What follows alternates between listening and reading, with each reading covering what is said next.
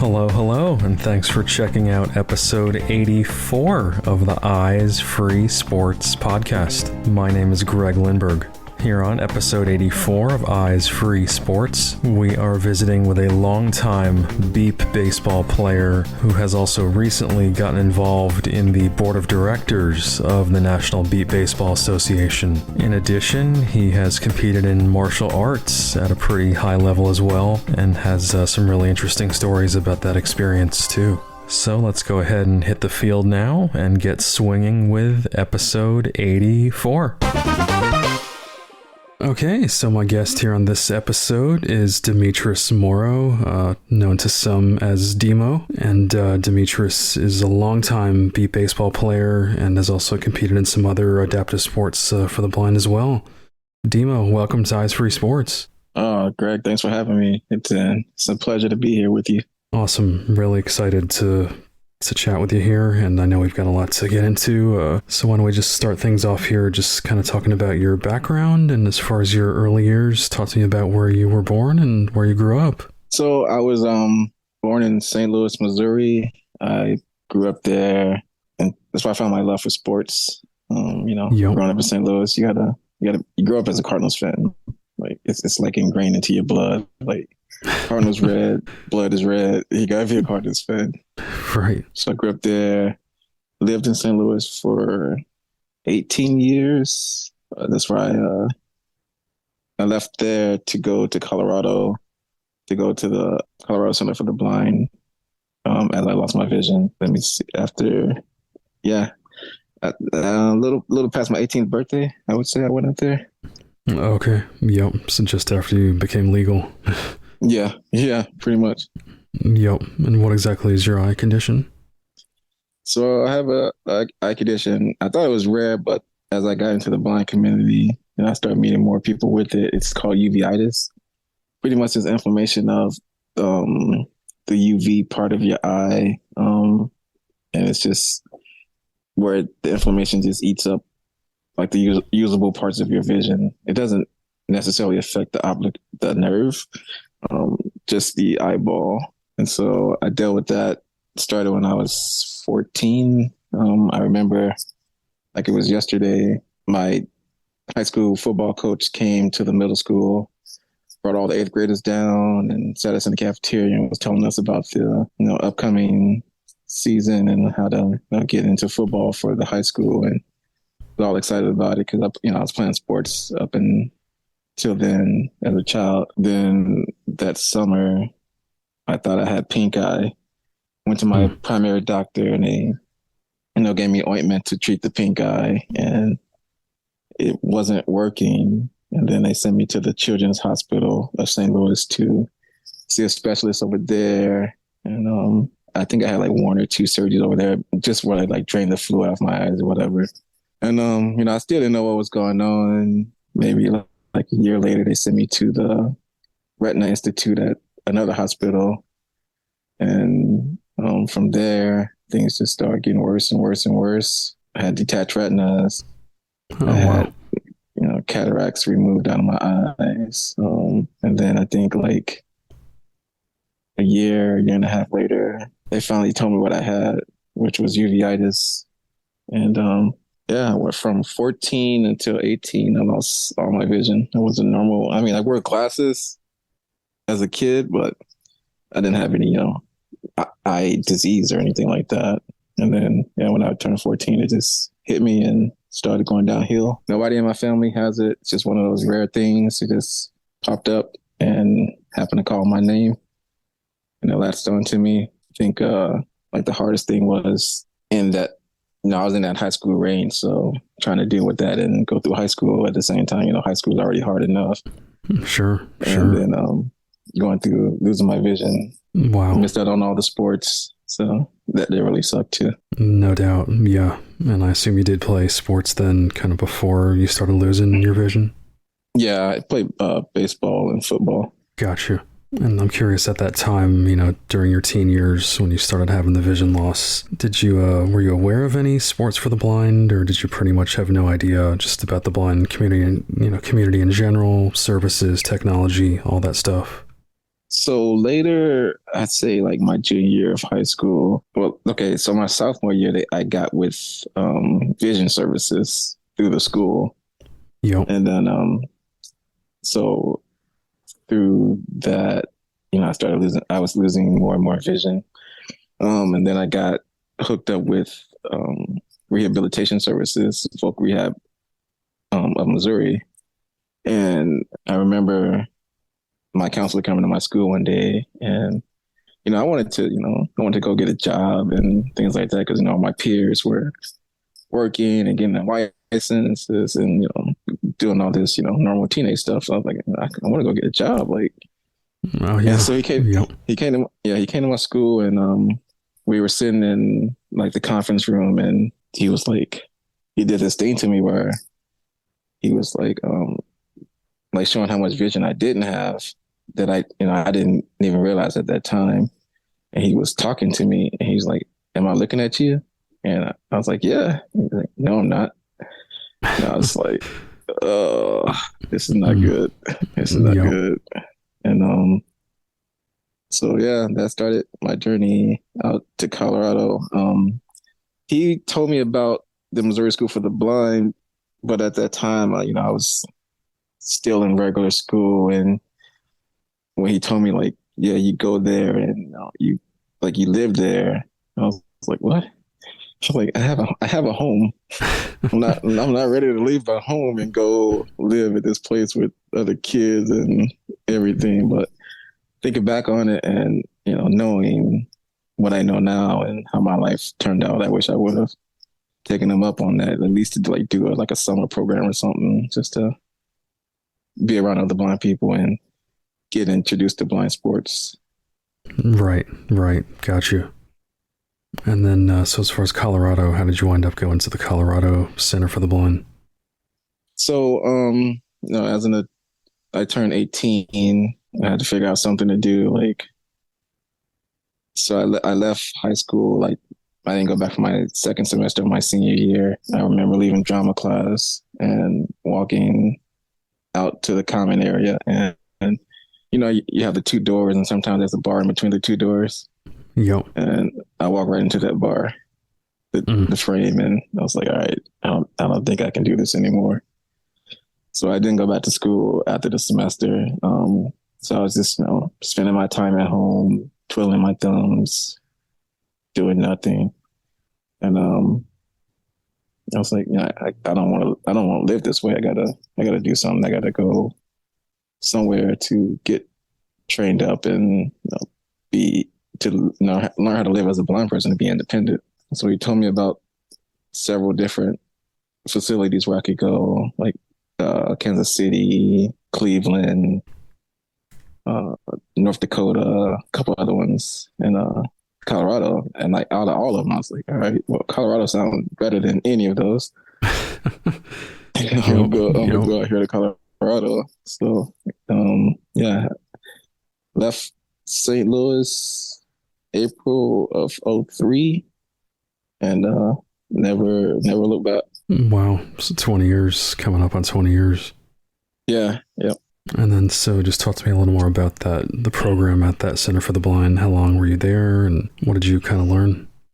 So I was, when I was in high school, they tried to teach me cane travel and everything, but I was resistant to that because I was going to school with a girl who was blind, but I didn't know she had other physical disabilities.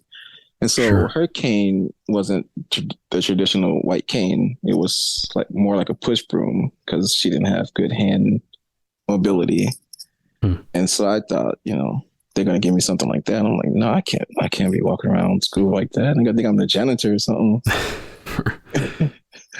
And so I was resistant to that part of the blind training through the school. So once I got to Colorado, I was learning everything from scratch. I learned how to use a cane. I learned Braille.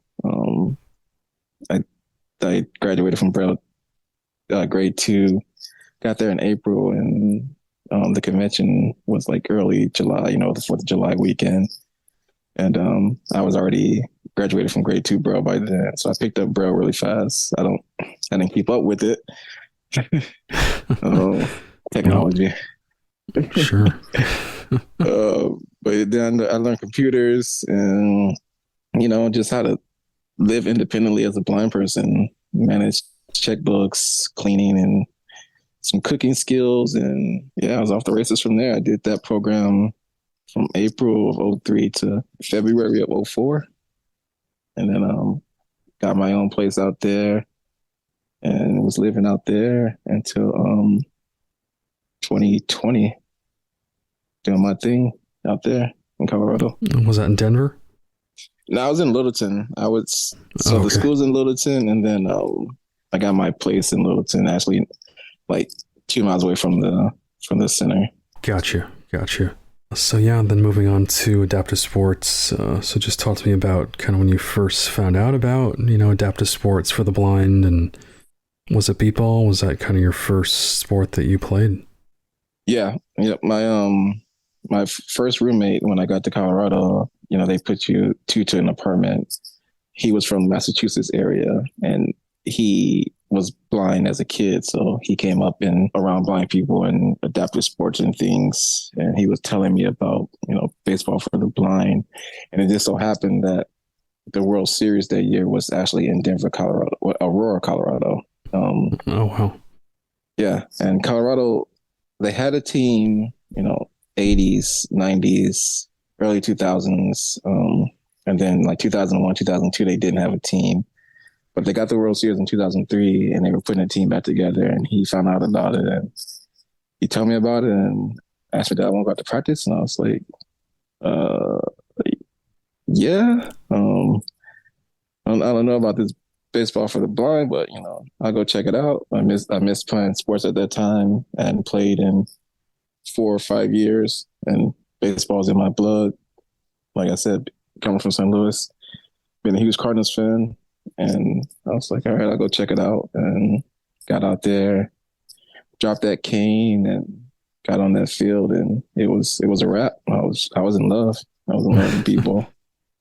Wow. So you knew pretty much immediately, this game is for me. This is what I want to do. Yeah. I was like, all right, I'm here every time we have practice. I'm here, and then like I said, having the World Series out there at that time, you played Wednesday to Saturday, not like it is Tuesday to Saturday now.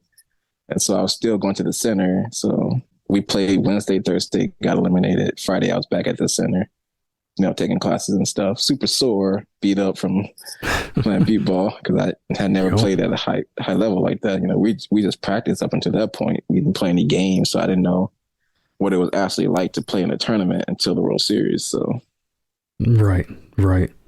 And so was that with the Colorado Storm then you started with? at that time, we were the Rocky Mountain Eagles. Oh, We okay. became the Colorado Storm in 2006. Gotcha. A couple Um, years yeah, later. yeah. And yeah, let's just talk a little more about your beat ball career. Defensively, what positions do you play in the field? So I started out, playing that short right position, and I pretty much played there my first like 7, 8 years or so. And then from there, I started moving around, and once I found like the middle to deep positions, I was like, "This is my spot. This is where I need to be." And so I kind of found my home at the mid-level positions. Felt like I became a pretty good defender at that level through the middle of my career. I've played, throughout my time playing b-ball, I've pretty much played all levels of the field, both sides of the field, but definitely the middle is my favorite. Right. And then so at the plate, at the dish, how would you kind of describe your batting style? Anything you want to mention? Highlights in terms of big hits, big runs you've gotten. So this sucks to say as a Cardinals fan, but my if you look at me batting, I'm like a right-handed David Ortiz, like the way I stand with my front leg out, straight out, and lean back on my back leg, crouched down. And I'm a power hitter. I like to drive the ball, more of a line drive hitter than a big air hitter. My favorite, one of my best hits. I've been playing for 21 years, so it's kind of hard to pick one. Sure, sure. Definitely. I mean, I did win an award at a regional tournament in 2012 in Wichita after I was actually rehabbing from a pinch sciatica in my right leg from judo. Oof. And Yep. yeah, yeah, was able to come back and get that award at that tournament. So and I've won an MVP at the Bolingbrook tournament, batting 750, and I think it was 2011. Plenty of regional awards in my career over the time. Nice, nice. As far as World Series, any World Series that really have stood out to you in your career? 2016 was probably my favorite and my worst. We had a team that had lost a couple of players that were big contributors to what we were trying to do. They went to another team, and so our 2016 team was just a couple core guys that were in Colorado, and one guy who was actually going to the center at that time.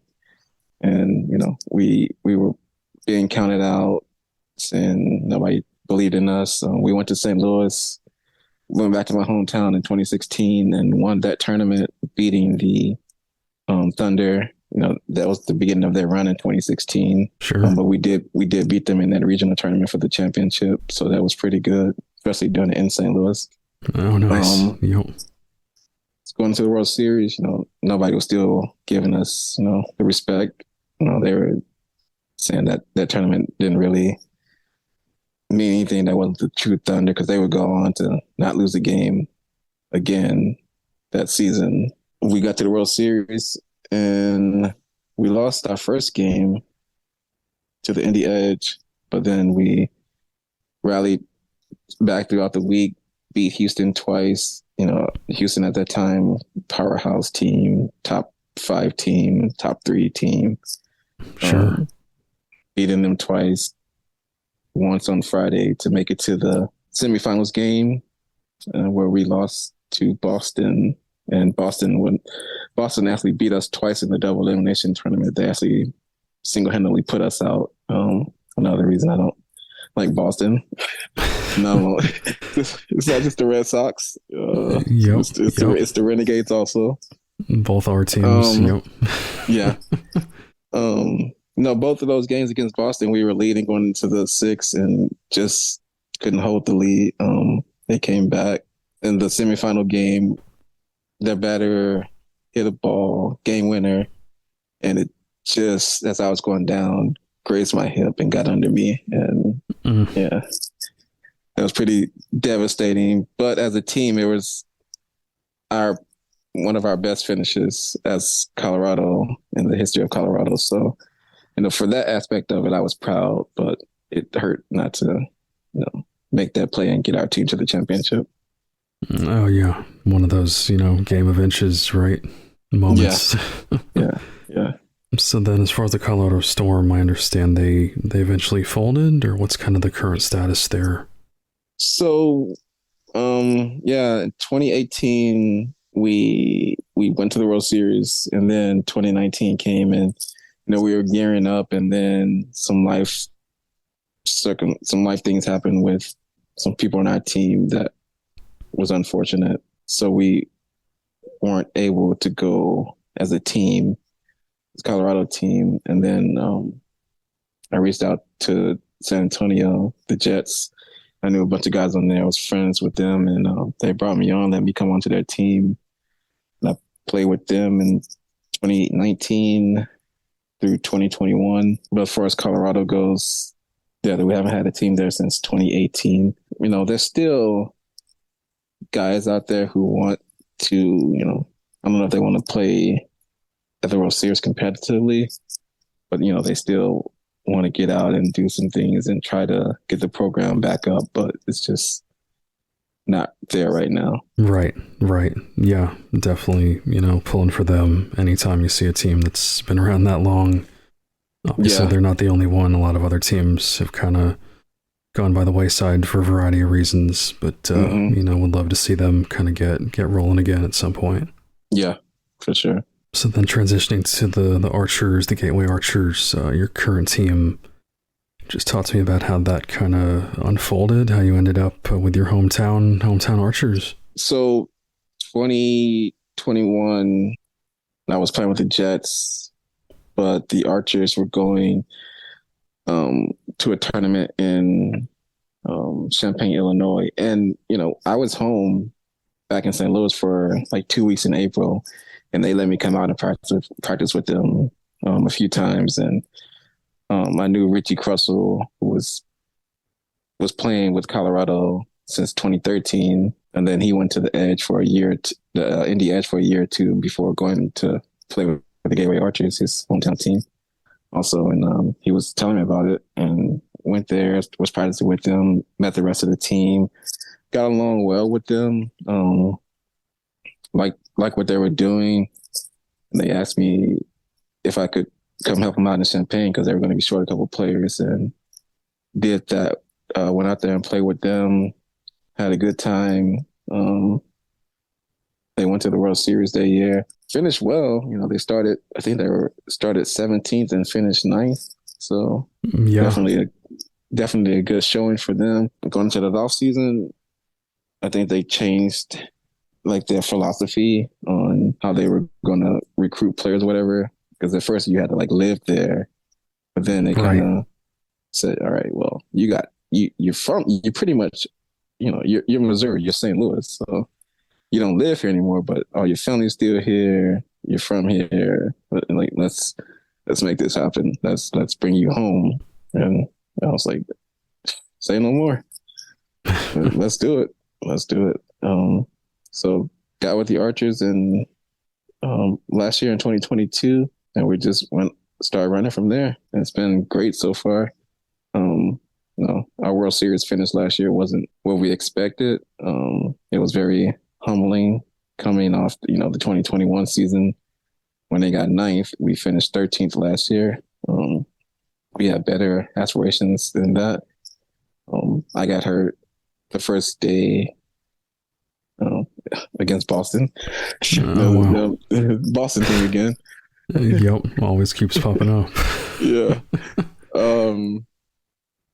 So, personally, my World Series wasn't what I thought it would be. And for our team goals, it wasn't what we thought it would be. So just going into the season, we are looking to bounce back and do what we think we can do, what we think we are, the team that we think we are. Absolutely. Yeah. Definitely think there are bright things ahead there for the Archers. Yeah. And, Mind's Eye and our sponsor organization is doing great things in the area, not just with beat ball, but, with adaptive sports in general, and advocating for disabled people and providing services for disabled people, visually impaired, blind people. We're putting on that tournament in July. I'm looking forward to that.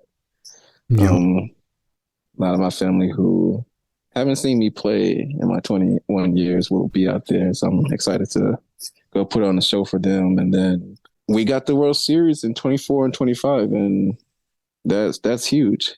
That's so exciting to be able to spend a week in St. Louis playing ball and having people, I went to school with that, knew me before I was blind, and I haven't connected with outside of Facebook. Will get a chance to come out and, see the sport that I'm so passionate about. And hopefully we can, as a team, do well, have a good showing in those 2 years in our home state. For sure. Yeah. And to get back-to-back, series like that, obviously that doesn't happen too often.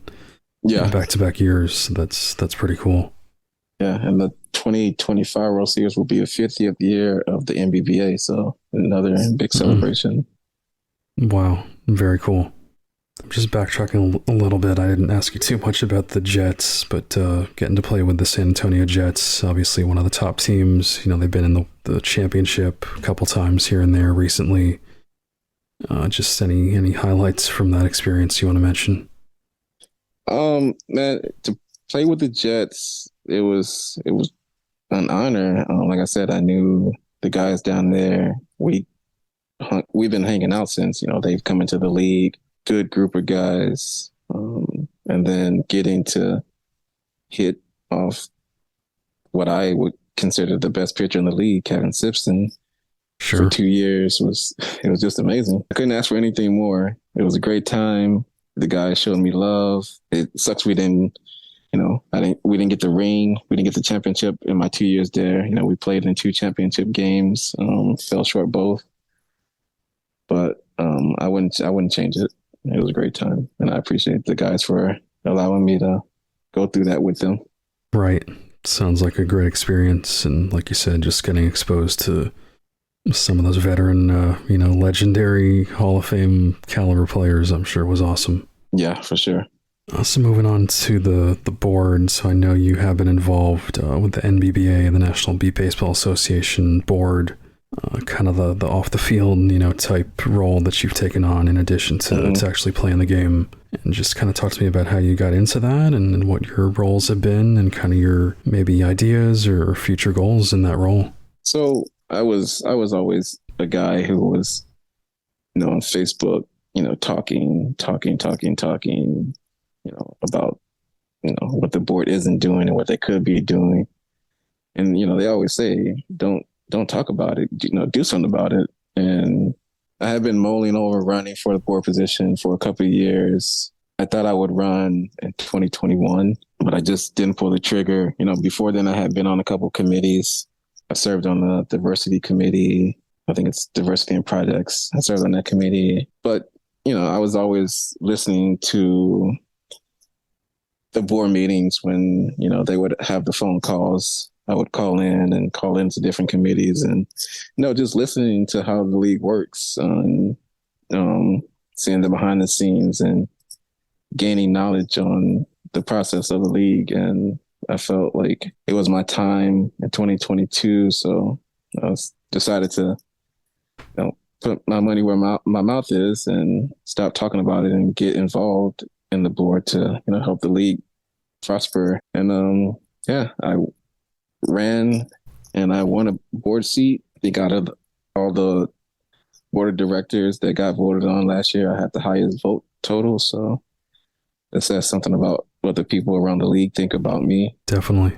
And just my role is I'm the chair of the ranking committee. We provide the platform to bring all the teams together to get them the information that they need to make accurate seedings for the World Series. Every team gets a chance to seed the other teams in the league for the World Series. So being a part of that committee, I love talking beat ball. I love breaking down film and statistics, and being part of that committee and now being the chair of it. It's been a great honor.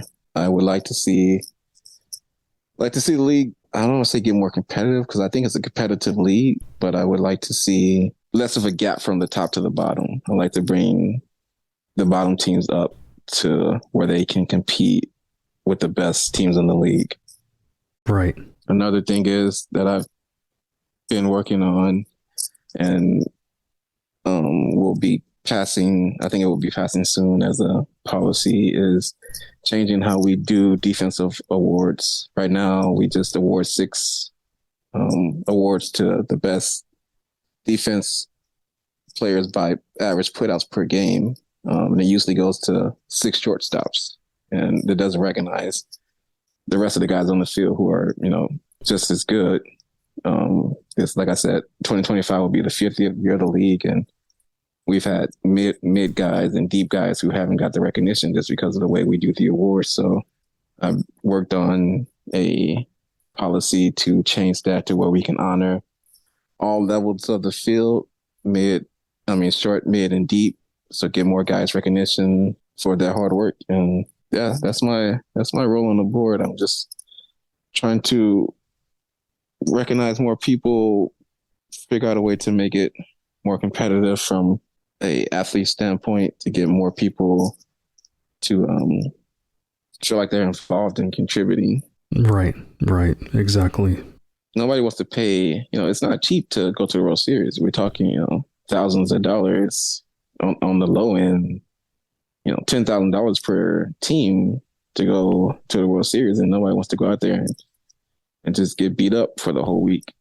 You want Right. to be competitive. You want to feel like you have a chance to go out there and win a championship. And I want to bring that to everybody in the league, not just a few teams. Yeah, absolutely. I guess I kind of think of like March Madness, and you see a lot of the upsets, kind of the mid-major teams, in basketball that Exactly. upset the big ones, and it kind of shows that obviously it doesn't happen all the time, but every team kind of has a shot, and Yeah, no matter their talent or whatnot, they're good enough to potentially compete. So exactly. yeah, so let's move on to judo. So along with beatball, I know you've also been into the martial arts, and just talk to us about kind of how you were introduced to judo originally. So I through a friend of mine, his friend, he came out to beat ball one day, and he was doing judo, and he was telling us about it. And this is like '08. He came out in the summer, came out to practice it too, and he had just moved to Colorado, and he was training at this place called Denver Judo.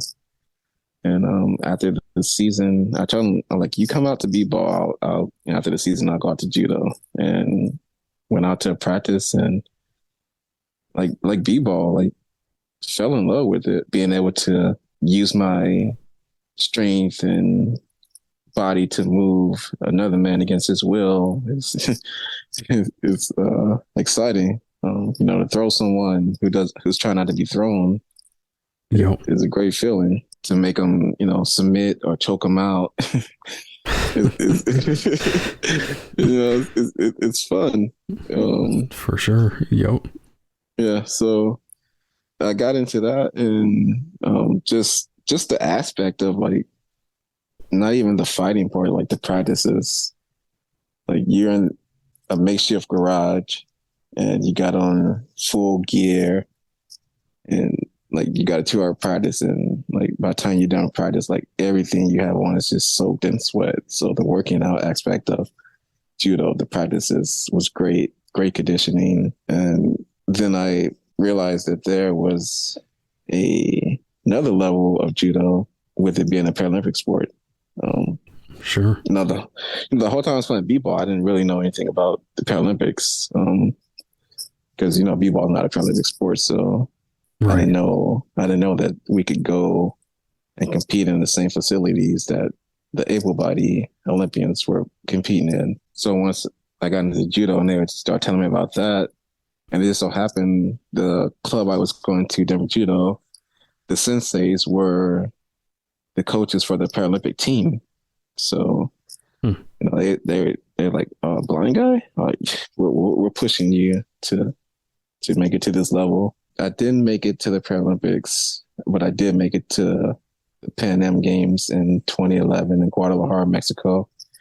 I also made a world team in 2010, and that went to Istanbul, Turkey. But when it was weird. We went to Mexico and was there. Like we weren't in Mexico the whole 2 weeks, but we went there, came back to Colorado to train because we had better facilities, and then we went back to Mexico to compete. So the whole process was like a 2 week long process. Right. And flew back on a Monday, and like I think it was 2 days before Thanksgiving, I woke up and my sciatica was pinched. Don't know how it happened. It wasn't any trauma that I can think of. It just woke up and it was pinched, and one of the most painful things I've ever gone through, and would never wish on anybody. Like my whole right leg was just numb. Oof. From my hips all the way down to my feet. It's just numb, and there's nothing. I didn't know what was going on. So we had trials in April of 2012 to go to the Paralympics, and my division, I was fighting the heavyweight division. That was 221, and the heavyweight division started at 220 and went up to whatever weight it was. There was no in weight.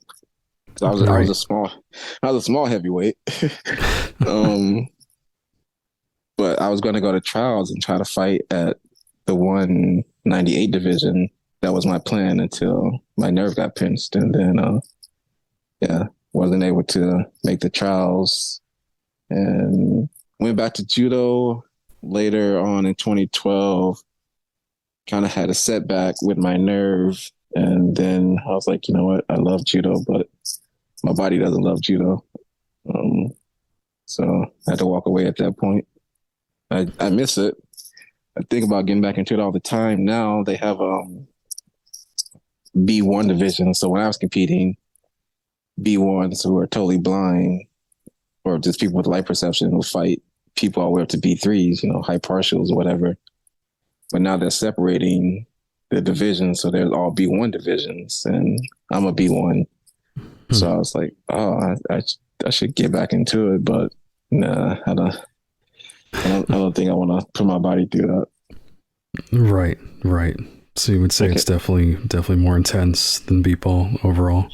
Yeah. I mean, just, like I said, with the practicing, you definitely get thrown hundreds of times a night, people practicing on you, and, when you're sparring, and it's just a lot on the body. For sure. Yep. But yeah, that is pretty cool that, you got to visit some pretty unique places and compete, fairly high level there for a couple of years. Yeah, we went when we were in Guadalajara in 2011, being in the athletes village, knowing that, the able-bodied judo players were just here like 2 weeks before us, sleeping in the same beds and, fighting at the same venues. And yep. Yeah, it was an amazing experience. Nice. Getting treated like royalty, having, police escorts, and, get off the plane and going through the airport, and you got all these ambassadors there to greet you and help you with whatever. Felt like the king of Zamunda, as I told my sensei. Wow. Yeah. I know, in general, Paralympics and Olympics have really, tried to align in recent times, and just in terms of, like you're saying, how the athletes are kind of handled and what they're offered and whatnot. So it sounds like you got a nice taste of that. Yeah, for sure. Any other adaptive sports you've gotten to try, or maybe something that you haven't tried that you'd like to sometime? So I haven't tried on a competitive level, but just being in the gym and throwing a go ball around, I did that. Wasn't anything official. I think it's a Paralympic sport. I know they play internationally. I don't know if you ever heard, it's called Power Showdown. I've heard of it, but I'm not too familiar. Yeah. So it's almost like air hockey for blind people. You got two paddles, not like the air hockey paddles, but more like skinny ping pong paddles, and you have a ball with like a bell in it, and you're playing on a table. It's like a pool table with the top over it, and then there's walls around the side to keep the ball in play or whatever. And you're just whacking this ball back and forth, trying to, score a goal in the hole in the table. And one of the guys who were in the b-ball league had a table that he would bring to different tournaments, World Series throughout the year, and put it in the hospitality room, and there'd be a line out the door. People want to get in and play, and playing that, I was like, yeah, I could do this. And I know they play international, but I'm not sure if it's quite made it to the Paralympics yet. But that would be something I would definitely be interested in if it became a Paralympic sport. Yeah, I definitely want to research that now and possibly do an episode on that. That sounds super cool. It's super loud. Like, I want to get a table, but I'm like, I need a soundproof room or something. But yeah, it's very exciting. Very exciting. Nice. Yeah, so then to wrap up here, just I wanted to give the chance to give any final words on someone who's listening, who's never really competed in any kind of adaptive sports or is not too active, but maybe is interested in kind of taking that first step. What kind of advice would you give them? And, what are the benefits that you've kind of seen over the years playing adaptive sports? So I know for me, the benefits have been meeting other blind people who are competitive and who are competitive in not just on the field but off the field, and their careers, and seeing the different careers that blind people have gotten into, not just being pigeonholed into working at blind organization businesses and stuff like that, meeting tons of people around the country, around the world, getting to travel around the country and around the world, and just being an athlete, not feeling like you can't do it, but actually getting out there and competing and have that feeling of being an athlete, just like a sighted person. There's nothing like it, because once you're on that field or on that judo mat, it's the norm. It makes you, to me, it makes me feel more normal when I'm on the field or when I was competing in judo. The blindness went out the window. I was just a regular athlete competing to win. And that's what I would say to anybody who is thinking about getting into adaptive sports. There's tons of sports out there. Find you one that you would like and get into it, and you won't look back at it. You won't have second thoughts about it. Definitely. Very, very well said, and wise words. I appreciate that. No doubt. Okay, so again, we've been chatting with Demetris Morrow, aka Demo.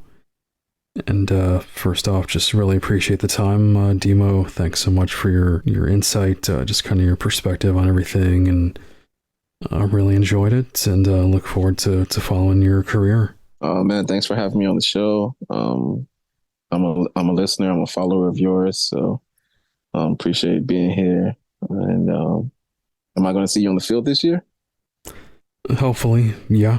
All right. Yep. But we'll have to link up and have a beer or something. Definitely would be a lot of fun. Alrighty, again, really appreciate it, man. Take it easy. You too.